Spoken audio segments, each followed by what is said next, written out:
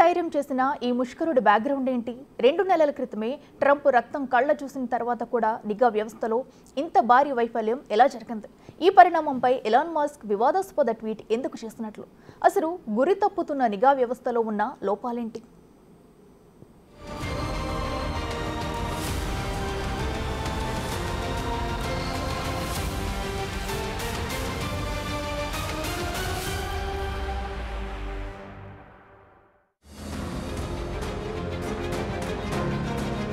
ఫ్లోరిడాలోని మార్-ఎ-లాగో resort హోంలో America మాజీ అధ్యక్షుడు Donald ట్రంప్పై ఓ సాయుధుడు కాల్పుల ప్రయత్నం అందరినీ ఆశ్చర్యానికి గురిచేసింది. ఈ మధ్యనే దాడిని త్రుటిలో తప్పించుకొని ట్రంప్ ప్రాణాలతో బయటపడ్డారు. నిజానికి ఈ సంఘటన తర్వాత ట్రంప్ చుట్టూ మరింత భారీగా సెక్యూరిటీ నిఘా పెరిగి ఉండాలి. డేగ కణులతో అణువణువు జల్లెడ పట్టాల్సి ఉంది. కానీ ట్రంప్ ఉన్న కేవలం 250 మీటర్ల వ్యవధిలోని ఓ వ్యక్తి AK-47 లాంటి గన్ను పట్టుకురావడం నిఘా కంటికి చిక్కలేదా అంటే సమాధానం లేదు. ఈ సంఘటనపై వైట్ హౌస్ స్పందిస్తూ ట్రంప్ క్షేమంగా ఉన్నారని తెలిసి అధ్యక్షుడు జో బైడెన్, వైస్ ప్రెసిడెంట్ కమలా హారిస్లు ఊపిరి పీల్చుకున్నారని తెలిపింది. అమెరికాలో హింసకు స్థానం లేదని డెమోక్రాటిక్ పార్టీ అధ్యక్ష అభ్యర్థురాలు కమలా హారిస్ సోషల్ మీడియా పోస్టులో పేర్కొన్నారు. అయితే అసలు నిఘా లోపం ఎక్కడుందనేది మాత్రం ఎవరూ పేర్కొనలేదు. అటు అధికారంలో ఉన్న జో బైడెన్ గాని, ఇటు ప్రత్యర్థి డొనాల్డ్ ట్రంప్ గాని నిఘా వ్యవస్థపై నోరు జారలేదు. పైగా తనను కాపాడినందుకు పోలీస్ అధికారుల్ని ట్రంప్ ప్రశంసించారు. అయితే కాల్పులు జరిపినట్లుగా భావిస్తున్న 58 ఏళ్ల నిందితుణ్ణి అధికారులు అరెస్టు చేశారు. అతడి వివరాలను అధికారులు బయట పెట్టినప్పటికీ అతడి పేరు రాన్ వెస్లీ రౌత్ అని మీడియా నివేదికలు చెబుతున్నాయి. అతన్ని పోలీసులు అదుపులోకి తీసుకున్నారు. నివేదికల ప్రకారం రౌత్ నార్త్ కరోలినాకు చెందిన వ్యక్తి. పోలీసు అధికారులను తప్పించుకు పారిపోయిన ఘటనలు కొన్ని రౌత్ పేరున నమోదయ్యాయి. ఈ నేరాల్లో సాధారణ మాదక ద్రవ్యాలను కలిగి ఉండడం నుండి లైసెన్స్ లేకుండా డ్రైవింగ్ చేయడం, గడువు తీరిన వెహికల్ ఇన్సిడెంట్స్ తో కారు నడపడం వంటి ఫిర్యాదులున్నాయి. 2002లో రౌత్ తన కంపెనీ కార్యాలయంలో తనను తాను బంధించుకున్న కేసులో అరెస్ట్ అయ్యాడు. 3 గంటల డ్రామా తర్వాత ఒక తుపాకీని పట్టుకొని అందర్నీ దాటుకుని పారిపోయాడు. రౌత్ సోషల్ మీడియా ప్రొఫైల్ ప్రకారం తాను 2017-18లో హవాయికి మకాం మార్చినట్టు తెలుస్తోంది. అక్కడ ఒక నిర్మాణ సంస్థను ప్రారంభించి నిరాశ్రయులైన వ్యక్తుల కోసం సాధారణ గృహ నిర్మాణాల ప్రాజెక్టును చేసినట్లు తెలుస్తోంది. 2012లో నార్త్ కరోలినాలో ఓటరుగా నమోదు చేసుకున్న రౌత్ ఇటీవల మార్చి 2024లో రాష్ట్ర డెమోక్రటిక్ పార్టీ ప్రైమరీ సందర్భంగా వ్యక్తిగతంగా ఓటు వేసినట్లు తెలుస్తోంది. ఫెడరల్ క్యాంపెయిన్ ఫైనాన్స్ రికార్డుల ప్రకారం రౌత్ 2019 నుండి మొత్తం $140 పొలిటికల్ విరాళాలు ఇచ్చాడు. అది కూడా డెమోక్రటిక్ అభ్యర్థులకు మద్దతిచ్చే రాజకీయ కార్యాచరణ కమిటీ యాక్ట్ బ్లూకి అందించారు. ఉక్రెయిన్కు బలమైన మద్దతిస్తున్న వ్యక్తిగా సోషల్ మీడియాలో యాక్టివ్గా ఉన్నాడు. పలు మీడియా సంస్థలకు కూడా ఉక్రెయిన్కు సంబంధించి ఇంటర్వ్యూలు ఇచ్చాడు. ఉక్రెయిన్కు అమెరికా ప్రభుత్వం ఎలాంటి సహాయం చెయ్యాలనే విషయంలో సలహాలు కూడా ఇచ్చాడు. అయితే ట్రంప్పై కాల్పులు జరపడానికి రౌత్ ఉద్దేశమేమిటో మాత్రం ఇంకా తెలియరాలేదు. కానీ అతని సోషల్ మీడియా ఖాతాలను పరిశీలిస్తే అతను ట్రంప్ మద్దతుదారు కాదని మాత్రం తేలింది.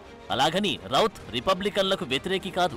ట్రంప్కు ముందు ఆ పార్టీ నుండి అధ్యక్ష నామినీ రేసులో ఉన్న భారత సంతతి నేత వివేక్ రామస్వామికి, మరో నామినీ నిక్కీ హేలీలకు రౌత్ మద్దతుదారుగా ఉన్నాడు. 2020లో మాజీ ప్రతినిధి తులసి గబ్బార్కు కూడా రౌత్ మద్దతు తెలిపాడు. తులసి సిరియా, ఆఫ్ఘనిస్తాన్తో పాటు అల్లకల్లోల ప్రాంతాల్లో శాంతి ఒప్పందాలపై అవిశ్రాంతంగా చర్చలు జరుపుతున్న వ్యక్తి. దీని ప్రకారం రౌత్ బాధితుల వైపు నిలబడే వ్యక్తి అని తెలుస్తోంది. ఇక రాజకీయ అవగాహన కలిగిన రౌత్ ఎందుకు ట్రంప్ను టార్గెట్ చేసినట్లు? అందులోనూ రౌత్ 2016లో ట్రంప్కు ఓటు వేసినట్లు తెలుస్తోంది. అయితే సోషల్ మీడియాలో 2020 పోస్ట్ ప్రకారం అతనిపై విశ్వాసం కోల్పోయినట్లు ప్రకటించాడు. 2016లో ట్రంప్ నా ఎంపిక. అయితే ప్రెసిడెంట్ ట్రంప్ చాలా భిన్నంగా, మెరుగ్గా ఉంటారని నాతో పాటు ప్రపంచం ఆశించా. కానీ మేమంతా చాలా నిరాశ చెందాం. ట్రంప్ మరింత దిగజారిపోతున్నారని, భ్రష్టు పట్టిస్తున్నారని అనిపిస్తుంది అని రౌత్ తన సోషల్ మీడియా ఖాతాలో రాశారు. ట్రంప్ వెళ్లిపోతే నేను సంతోషిస్తాను అని కూడా పేర్కొన్నారు. జులైలో పెన్సిల్వేనియాలోని బట్లర్లో ట్రంప్ హత్యాయత్నం గురించి కూడా రౌత్ ఓ పోస్ట్ చేశాడు. ట్రంప్ ర్యాలీలో గాయపడిన వారిని సందర్శించాలని బైడెన్కు సలహా ఇచ్చాడు. ఆ ఘటనలో హత్య చేయబడిన అగ్నిమాపక ఉద్యోగి అంత్యక్రియలకు హాజరు కావాలని కూడా చెప్పాడు. ట్రంప్ వాళ్ళ కోసం ఎప్పటికీ ఏమీ చేయడని కూడా రౌత్ వెల్లడించారు. ఇక ఈ పరిణామాలన్నీ చూస్తుంటే రౌత్ రాజకీయ అభిప్రాయాలు అతన్ని ట్రంప్పై దాడి చేయడానికి పురిగొల్పాయా అనే అనుమానాలు లేకపోలేదు. అయితే సందట్లో సడేమియా అన్నట్లు డొనాల్డ్ ట్రంప్పై రెండోసారి హత్యాయత్నం జరిగిన సందర్భంగా ప్రపంచ కుబేరుడు ఎలన్ మస్క్ వివాదాస్పద వ్యాఖ్యలు చేశాడు. నిజానికి ట్రంప్ పైన దాడి తర్వాత ఎక్స్లో ఓ వ్యక్తి వాళ్ళు డొనాల్డ్ ట్రంప్ను ఎందుకు చంపాలనుకుంటున్నారు అని రాయగా దానికి ట్రంప్కు మద్దతిస్తున్న ఎలన్ మస్క్ స్పందించాడు. అందులో బైడెన్ కమలను హత్య చేయడానికి ఎవరు ప్రయత్నించడం లేదు అని కామెంట్ చేశాడు. అయితే ప్రస్తుతం తొలగించిన ఈ పోస్టుకు సెప్టెంబర్ 16న ఉదయానికి 34.7 మిలియన్ వ్యూస్, 151,000 లైక్లు వచ్చాయి. ఈ క్రమంలో ఎలన్ మస్క్ పై తీవ్రమైన విమర్శలు కూడా వెల్లువెత్తాయి. మస్క్ చర్య అధ్యక్షుడు జో బైడెన్, వైస్ ప్రెసిడెంట్ కమలా హారిస్లకు వ్యతిరేకంగా హింసను రెచ్చగొట్టడంలో భాగమని చాలా మంది మండిపడ్డారు. ఎలన్ మస్క్ పై భద్రతా చర్యలు తీసుకోవాలని, అమెరికా పౌరసత్వం తొలగించి అతని స్వదేశమైన దక్షిణాఫ్రికాకు తిరిగి పంపించాలని కొందరు సూచించారు.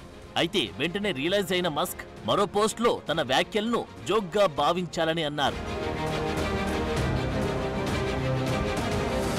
అయితే ఈ పరిణామాలన్నీ అమెరికా సీక్రెట్ సర్వీస్లో ఉన్న స్పష్టమైన వైఫల్యాలకు అద్దం పడుతున్నాయి అనడంలో సందేహం లేదు.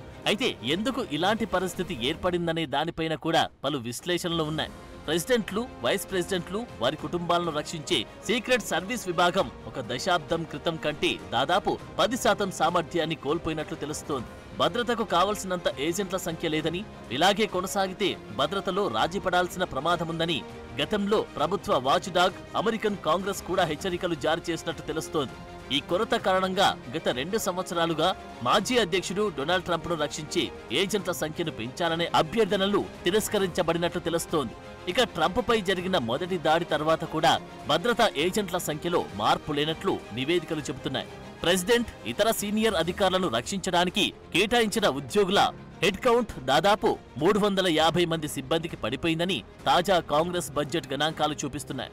ఆర్థిక సంవత్సరం 2014లో 4,027 మంది నుండి ప్రస్తుత ఆర్థిక సంవత్సరంలో 3,671కి తగ్గినట్లు తెలుస్తోంది.